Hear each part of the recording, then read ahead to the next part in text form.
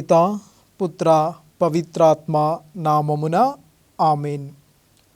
లూకా శుభవార్త 10వ అధ్యాయము పవిత్ర వచనములు 25 నుండి 37 వరకు.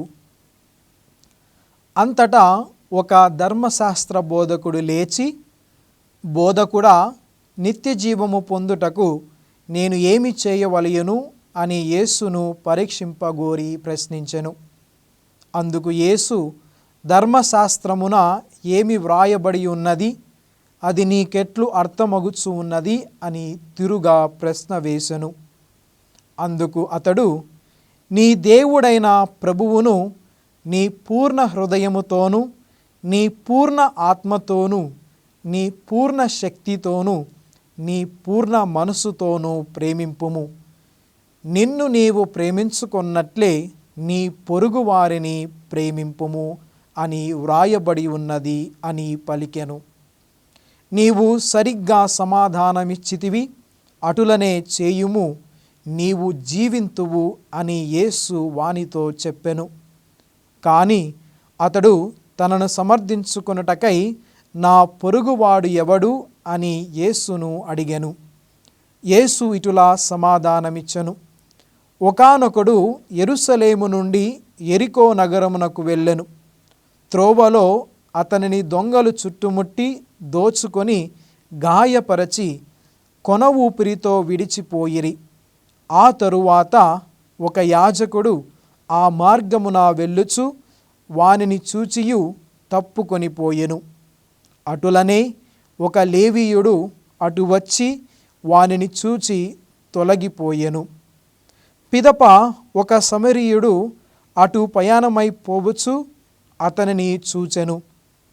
వానిని చూడగానే అతడు జాలిపడి వానిని దగ్గరకు వెళ్ళి గాయములకు తైలము, ద్రాక్షారసము పోసి కట్టెను.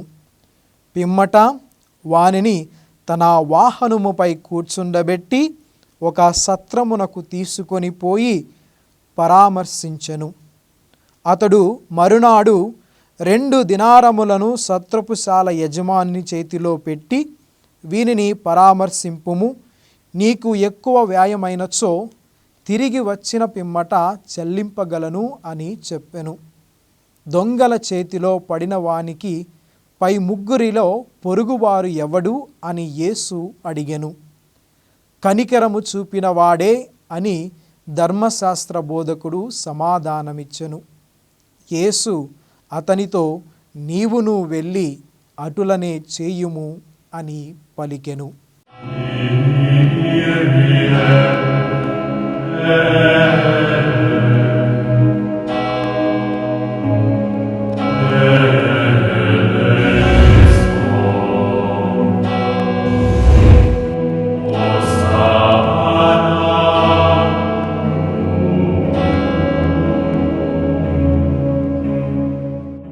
ప్రియ క్రైస్తవ విశ్వాసులారా, చేతులు జోడిద్దాం, కళ్ళు మూసుకుందాం. చిన్న ప్రార్థన ద్వారా మనం ఈ యొక్క వాక్య పరిచర్యలో అడుగు పెడదాం. మమ్ము సదా కరుణించి కాపాడుతున్నటువంటి సర్వేశ్వర, గడిచిన కాలమంతా మమ్మల్ని అందరినీ అద్భుత రీతిగా కాచి కాపాడినందులకు మీకు వేలాది వందనాలు, స్తుతి స్తోత్రాలు ప్రభువా. ఈ వాక్యాన్ని వినబోచున్నటువంటి మా హృదయపు తలుపులను తెరచి వాక్యానుసారంగా జీవించే భాగ్యాన్ని మా అందరికీ ప్రసాదించుమని ఈ యొక్క మనవిని మనాథుడైన యేసుక్రీస్తు అతి శ్రేష్టమైన నామమున అడిగి వేడుకొనుచు ఉన్నాము. ఆమేన్. కనికరము చూపిన వాడే అని ధర్మశాస్త్ర బోధకుడు సమాధానమిచ్చెను. యేసు అతనితో, నీవును వెళ్ళి అటులనే చేయుము అని పలికెను.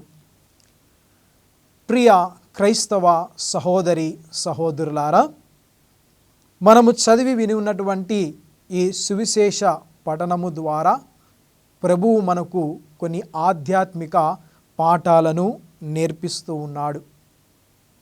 ఒక మంచి సమరయుని యొక్క ఉపమానము ద్వారా మనము కూడా కొన్ని విషయాలను తెలుసుకుందాం, మన జీవితాలను సరిచేసుకుందాం, మన జీవితాలను సత్యమైనటువంటి మార్గములో ప్రయాణము చేయడానికి ప్రయాసపడదాము. ప్రియ క్రైస్తవ విశ్వాసులారా, ఈ పఠనము ద్వారా, ఈ వాక్యము ద్వారా ప్రభువు మనమల్లందరినీ కూడా మంచి సమరీయులుగా మారాలి అని కోరుతూ ఉన్నాడు, ఆశిస్తూ ఉన్నాడు. ప్రియ క్రైస్తవ సహోదరి సహోదరులారా, ఇరుగు పొరుగు వారిని మనము ఆదుకోవాలి. ఆపదలో ఉన్నవారిని మనము గుర్తించి వారికి మన సేవలు అందించాలి. అంటే చెప్పాలంటే ప్రియ విశ్వాసులారా, ఆ మంచి సమరయుని వలె మనము ఉండాలి అని ప్రభు మనకు తెలియజేస్తున్నాడు. ప్రియ విశ్వాసులారా, నాకు తెలిసినటువంటి ఒక వ్యక్తి ఉన్నాడు. ఆయన క్యాంటీన్లో పనిచేస్తాడు, చెఫ్గా, వంట మనిషిగా. తనకు బహుశా శాలరీ అంటే జీతము ఇంచుమించు 35,000 వరకు వస్తుంది. అయినప్పటికీ కూడా ఆయన వారమంతా కష్టపడిన తర్వాత వారం చివరిలో అంటే అదనంగా, జీతానికి అదనంగా ఈ వారము అతనికి 1,000 రూపాయలు వస్తుంది. మరి ఆ 1,000 రూపాయలని ఆయన సోమవారం రోజు తీసుకొని డ్యూటీ దిగిన వెంటనే అలా బయటకు వెళ్ళిన తర్వాత కొన్ని ఆహార పదార్థాలు కానీ, కొన్ని దుస్తులు కానీ, మరియు కొన్ని బెడ్షీట్స్ కానీ తీసుకొని దారి పక్కన ఉన్నటువంటి అభాగ్యులను, అనాథలను, అడుక్కునే వారి దగ్గరికి వెళ్ళి ఆహార పట్లాలనైనా కానీ, ఈ బట్టలనైనా కానీ, దుప్పట్లైనా కానీ ఇచ్చేవాడు. దానికోసము అతను 800 రూపాయలు కేటాయించేవాడు. మరి మిగిలినటువంటి 200 రూపాయలను ఇంటికి తీసుకువెళ్ళి తన అవసరాల నిమిత్తము వాడుకునేవాడు. ప్రియ క్రైస్తవ విశ్వాసులారా, నేను ఇతనిలో ఒక మంచి సమరయుని యొక్క గుణాన్ని నేను చూసి ఉన్నాను. బహుశా అతను ఆ 1,000 రూపాయలు సరాసరి ఇంటికి తీసుకొని ఉండవచ్చు. కానీ ఆ వ్యక్తి అలా చెయ్యలేదు. ఏం చేశాడు?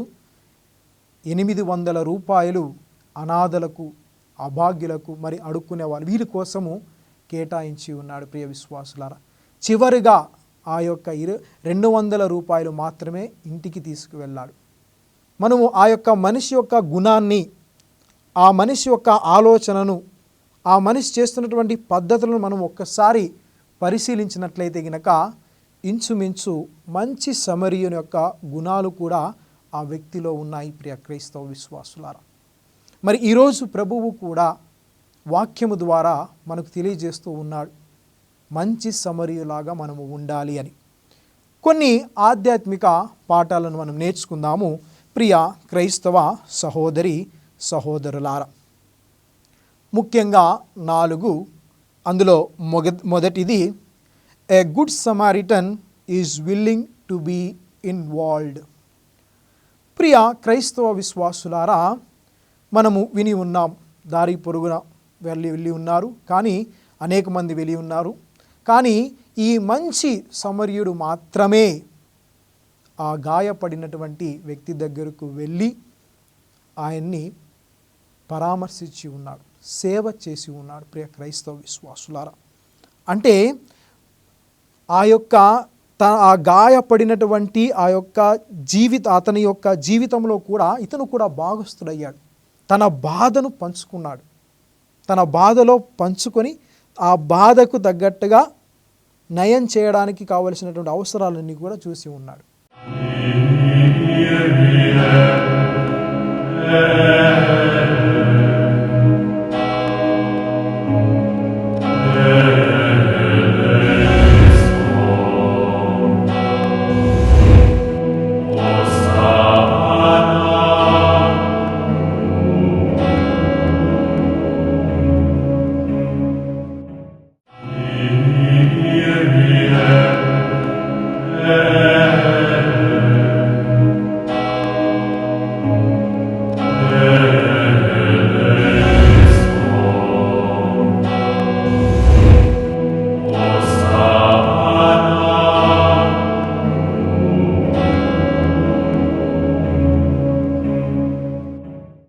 క్రైస్తవ విశ్వాసులారా, పునీత పౌలు గారు తన లేఖల్లో మనకి చక్కనైనటువంటి మాటలు చెప్తారు.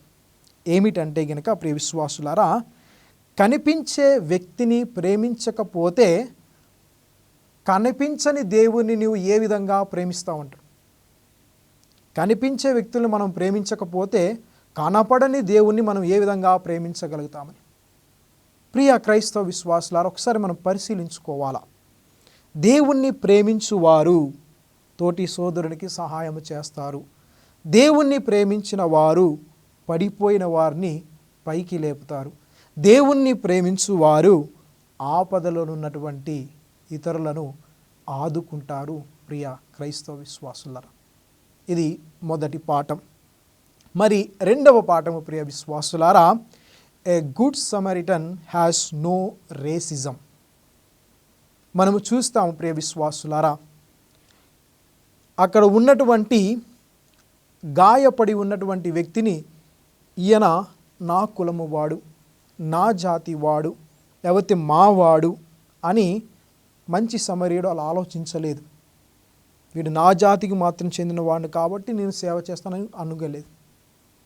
అంటే మనము ఒక బైబుల్ పరంగా మనం ఆలోచించినట్లయితే గనక ఈ యొక్క ఘట్టము నుండి, ఆ కాలంలో యూదులకు సమరీయులకు అసలు పడేది కాదు.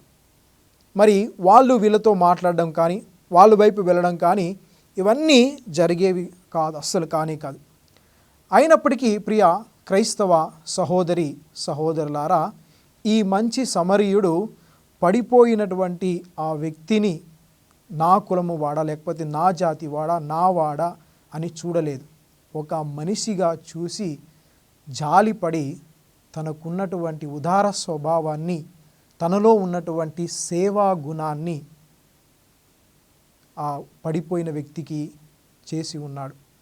చెప్పాలంటే తన చుట్టూ ఉన్నటువంటి ఈ యొక్క గోడులను, జాతి అనేటువంటి జాతి కానీ, మతము కానీ, లేకపోతే మన సంఘస్థులు అనేటువంటి అడ్డుగా ఉన్నటువంటి గోడలను బద్దలు కొట్టుకొని ఆ పడిపోయి ఉన్నటువంటి ఆ వ్యక్తిని కాపాడి ఉన్నాడు. ప్రియ క్రైస్తవ విశ్వాసులారా, ఇది మనము కూడా నేర్చుకోవలసినటువంటి అంశం. మనము కూడా ఎవరైనా కానీ, అభాగ్యులు కానీ, అనాథలు కానీ, ఇబ్బందుల్లో ఉన్నవారిని చూసిన వెంటనే మనము సేవ చేసేటువంటి తత్వం మనలో ఉండాలి. ప్రియ క్రైస్తవ విశ్వాసులారా, అదేవిధంగా మూడవది, a good Samaritan has money to help. ప్రియ విశ్వాసులారా, మనం సువిశేషంలో విని ఉన్నాం. అతను కూడా ప్రయాణమై, అతనితో పాటు గాడిద మరియు ఆ బహుశా సంచుల్లో కొంచెం డబ్బు ఉన్నది. అంటే దాని అర్థం ఏమిటంటే ప్రియ, మనం లోతుగా ఆలోచించినట్లయితే గనక బహుశా ఈ మంచి సమరీయుడు డబ్బును విచ్చలవిడిగా ఖర్చు పెట్టేవాడు కాదుకపోవచ్చు. అంటే దుబారు ఖర్చులు అంటాం చెప్పాలంటే, అనవసరంగా ఖర్చు పెట్టడం. ప్రియ విశ్వాసులారా, నేను మన ఒక పుస్తకంలో చదివి ఉన్నాను, డబ్బును సంపాదించడము గొప్ప కాదు, డబ్బును సరిగ్గా సద్వినియోగము చేసుకోవడం గొప్ప అని. డబ్బును సంపాదించడం గొప్ప కాదు, సంపాదించినటువంటి డబ్బును సరిగ్గా సద్వినియోగం చేసుకోవడం. బహుశా ఈ మంచి సమరీయుడు తన దగ్గర ఉన్నటువంటి డబ్బును ఈ మంచి పనుల ద్వారా సద్వినియోగం చేసుకున్నాడు. ప్రియ క్రైస్తవ విశ్వాసులారా, మనము కూడా కష్టపడుతూ ఉన్నాం, అనేకమైనటువంటి ఉద్యోగాలు చేస్తున్నాం, పనులు చేస్తూ ఉన్నాం, సంపాదిస్తూ ఉన్నాం, కాదనలేదు, మంచిది. అయినప్పటికీ కూడా దుబారు ఖర్చులు తగ్గించాలి. డబ్బు దేనికి అవసరమో దానికి మాత్రమే మనము కేటాయించాలి. బహుశా ఆ మంచి సమరీయుడు ఇలాంటి సందర్భము ఎదురవుతాదనే ఈ డబ్బును దాచుకొని ఉండవచ్చు. మరి ఈ పరిస్థితుల్లో, అలాంటి పరిస్థితుల్లో ఆ డబ్బు ఉపయోగపడింది. మరి మీ జీవితంలోనూ నా జీవితంలోనూ కూడా ఆ డబ్బు ఎంతో అవసరం. అయినప్పటికీ కూడా దాని అవసరమైనటువంటి వాటి కొరకు మాత్రమే మనము సద్వినియోగం చేసుకోవాలి. అవసరమైనటువంటి వాటి కోసమే మనము దాచుకునేవాలి. ప్రియ క్రైస్తవ విశ్వాసులారా, ఇది ఒక ఆధ్యాత్మిక పాఠం. మరి ఆ దాచుకున్నటువంటి ఆ డబ్బును ఇలా పేదవారికి కానీ, అభాగ్యులకు కానీ, అనాథలకు కానీ మనము కొంత డబ్బును వారి కోసం కేటాయించినట్లయితే గనక తప్పకుండా దేవుని యొక్క ఆశీర్వాదము, అనుగ్రహము మన అందరిపైన ఉంటుంది ప్రియ క్రైస్తవ విశ్వాసులారా. మరి దేవుడు కూడా మనల్ని ఈ విధంగా తన ప్రణాళికలో వాడుకుంటాడు ప్రియ క్రైస్తవ విశ్వాసులారా. ఇది ఒక ఆధ్యాత్మిక పాఠం మనము కూడా నేర్చుకోవడానికి. మరి 4వది ప్రియ క్రైస్తవ విశ్వాసులారా, a good Samaritan has a good reputation. అతనికి మంచి పేరు ఉన్నది. బహుశా ఆ రోజుల్లో మనం విన్నాం సువిశేషంలో, తను ఒక గాడిద మీద ప్రయాణమై పోవచ్చు ఉన్నాడని. ఆ రోజుల్లో కాస్తో కూస్తో డబ్బు ఉన్న వాళ్ళు ఈ గాడిదను కొనుక్కునేవాళ్ళు. అంటే వారికి రవాణాకు కోసము, ప్రయాణం కోసము ఈ గాడిదలను వాళ్ళు ఉపయోగించుకునేవాళ్ళు. అయితే ప్రియ విశ్వాసులారా, గాడిద మీద వచ్చి ఉన్నాడు అంటే ఆ సమరయునికి ఎంతో మంచి పేరు ఉంది. కాస్తో కూస్తో డబ్బు ఉంది, ప్లస్ మంచి పేరు ఉంది కూడా. ఎందుకంటే మనం చివరి వచనాల్లో మనము చూసినట్లయితే గనక అతన్ని తీసుకొని తన గాడిద మీద వేసుకున్న తరువాత అతని సత్రమునకు తీసుకొని, సత్రంలో కూడా ఆయనకు కావలసినటువంటి అవసరాలని అన్నీ కూడా తీర్చి, ఇంకా ఏమైనా అవసరం ఉంటే తనకు చేసే సేవలు చేయండి, నేను తర్వాత మీకు ఇస్తాను అని చెప్పి ఉన్నాడు ప్రియ క్రైస్తవ విశ్వాసులారా. ఎంత మంచి మనసు, బహుశా అతనికి ఎంత మంచి పేరు ఉంటుంది. ప్రియ క్రైస్తవ విశ్వాసులారా, ఆయన దగ్గర నుండి ఏదో ఆశించి ఈ సేవ చేయట్లేదు, ఈ సేవను అందించట్లేదు. ఆ పడిపోయినటువంటి బాగైన తర్వాత తిరిగి నాకు ఈయన ఏమో చేస్తాడనేటువంటి ఉద్దేశంతో మంచి సమరయుడు చేయలేదు. తనకు ఉన్నటువంటి సామర్థ్యంలో, తనకు ఉన్నటువంటి కొలమానం, తనకున్నటువంటి డబ్బుతోనే అతను సేవ చేసి ఉన్నాడు. బహుశా మనం అనుకోవచ్చు, మా దగ్గర లక్షల డబ్బులు ఉంటేనే ఇతరులని సేవ చేయొచ్చు, ఇతరులను ఆదుకోవచ్చు వారు అనుకోవచ్చు, ఇతరులకు సాయం చేయొచ్చు వారు అనుకోవచ్చు. ప్రియ క్రైస్తవ విశ్వాసులారా, ఇతరులకు సహాయం చేయాలంటే మన దగ్గర ఒక 10 రూపాయలు ఉన్నా చాలు. 10 రూపాయలతో ఇతరులకు మనం కూడా సహాయం చేయవచ్చు. లక్షలు కోట్లు ఉన్నక్కర్లేదు. మనకు ఒక 10 రూపాయలతో మనము ఇతరులకు సహాయం చేయవచ్చు ప్రియ క్రైస్తవ విశ్వాసులారా. ఈ పరిస్థితిలో, ఈ సంఘటనలో నేను ఒక పుస్తకంలో చదివినటువంటి కథను మీకు తెలియచేస్తాను.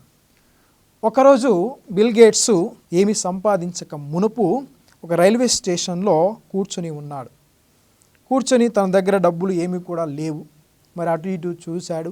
ఏదో ఒక షాపులో అతనికి ఒక పుస్తకము ఒక ఆకర్షణీయకంగా కనిపించింది. ఆ పుస్తకాన్ని చదవాలనుకున్నాడు. ఆ షాప్ దగ్గరికి వెళ్ళి, ఈ పుస్తకాన్ని నేను చదవాలనుకుంటున్నాను, కానీ నా దగ్గర డబ్బు లేదు అని చెప్పి ఉన్నాడు.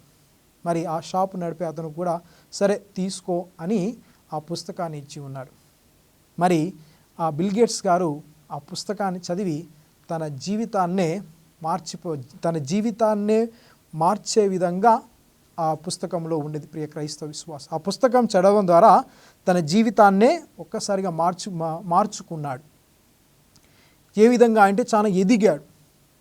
తన ఆర్థికంగాను మరియు సామాజికంగా కూడా చాలా ఒక ఆర్థిక వ్యవస్థనే నడిపేటువంటి గొప్ప వ్యక్తిగా ఆయన మారాడు. మరి మారిన తర్వాత, ఒక ఉన్న హోదాలో ఉన్న తర్వాత తిరిగి ఈ బిల్ గేట్స్ గారు అదే స్టేషన్కు వచ్చి ఉన్నాడు. అదే స్టేషన్కి వచ్చి తర్వాత ఇక్కడ నేను ఈ దుకాణం అబ్బాయితోనూ నేను ఒక పుస్తకాన్ని తీసుకుని ఉన్నాను, ఆ అబ్బాయి ఇక్కడ ఉంటే నేను తిరిగి అతనికి ఏమైనా డబ్బులు కానీ ఏమైనా సహాయం చేయవచ్చు అని తలంచుకున్నాడు. అని ఇలా దిక్కు చూశాడు. అది చూడగానే ఆయన ఈ బిల్ గేట్స్ ఎదురుగ్గా రావడం గమనించాడు. గమనించిన తర్వాత ఆ బిల్ గేట్స్ అతన్ని ఆపి, ఇదిగో ఆ రోజు నేను పుస్తకాన్ని పొంది ఉన్నాను, ఆ పుస్తకం నా జీవితాన్నే మార్చేసింది, ఇదిగో నేను ఇప్పుడు ఉన్న హోదాలో ఉన్నా, నీకు ఏమి సాయం కావాలో కోరుకో, నేను నీకు చేసి పెడతాను అని చెప్పి ఉన్నాడు బిల్ గేట్స్. మరి ఆ షాపు నడిపేటువంటి ఆ వ్యక్తి ఏమన్నాడంటే, ప్రియ విశ్వాసులారా, నీవు ఏదో నాకు తిరిగి ఇస్తావని నేను ఆ రోజు నేను సహాయం చేయలేదు, నా దగ్గర ఉన్నది కాబట్టి నీకు నేను సహాయం చేసి ఉన్నాను, నువ్వు నాకేదో తిరిగి ఇస్తావని నేను సహాయం చేయలేదు అని చెప్పి ఉన్నాడు ప్రియ క్రైస్తవ విశ్వాసులారా. ఒక్కసారిగా బిల్ గేట్స్కి కళ్ళు జిగేల్మనిపోయాయి. ఏంటబ్బా ఈ వ్యక్తి ఇలా మాట్లాడుతున్నాడని తెలుసుకున్నాడు. తన మీద ఒక మంచి ఒపీనియన్ ఏర్పడింది, మంచి అనుభూతిని పొంది ఉన్నాడు చెప్పాలంటే ప్రియ విశ్వాసులారా. ఆ వ్యక్తితో మనము కూడా ఇతరులు మనకు ఇది చేస్తే నేను తిరిగి దాని నుండి ఇంత పొందుతానే అనేటువంటి మనస్తత్వంతో మనము చేయకూడదు. మన దగ్గర ఉన్న వాటిలోనే మనము ఇతరులకు సహాయం చేసుకోవాలి, చేయగలగాలి ప్రియ క్రైస్తవ సహోదరి సహోదరులారా. ఇది ఒక ఆధ్యాత్మిక పాఠం. మరి ఈ మంచి సమరయుని ద్వారా ఇన్ని విషయాలు మనము నేర్చుకున్నాం. ఇప్పుడు మన స్పందన ఏమిటి? మనము ఏమి చేయాలి? ఆ మంచి సమరయుని యొక్క గుణాలు నా జీవితంలోనూ మీ జీవితంలోనూ ఉన్నాయా లేవా అని ఒక్కసారి మనము ఆత్మ పరిశీలన చేసుకోవాలి ప్రియ క్రైస్తవ విశ్వాసులారా. ఇది మనందరికీ కూడా మన విశ్వాస జీవితానికి కానీ, మన సామాజిక జీవితానికి కానీ, మన ఆధ్యాత్మిక జీవితానికి కానీ ఎంతో దోహదపడుతూ ఉంది ప్రియ క్రైస్తవ విశ్వాసులారా. కనుక ఈ విషయాలన్నీ తెలుసుకున్న మనం అందరము కూడా ఆ మంచి సమరయుని వలె ఉండడానికి ప్రయాసపడదాం. దానికి తగ్గటువంటి దేవుని యొక్క దీవెనలను, ఆశీర్వాదాలను మన ఈ జీవితము ద్వారా, ఈ మంచి గుణాల ద్వారా మనం పొందడానికి ప్రయాసపడదాము ప్రియ క్రైస్తవ విశ్వాసులారా. వీటి కొరకు ప్రార్థన చేసుకుందాం. ప్రభువు మీతో ఉండునుగాక, మీ ఆత్మతోనూ ఉందురుగాక. సర్వశక్తిగల సర్వేశ్వరుడు పితా, పుత్ర, పవిత్రాత్మ మిమ్మలందరినీ ఆశీర్వదించి కాచి కాపాడునుగాక. ఆమేన్.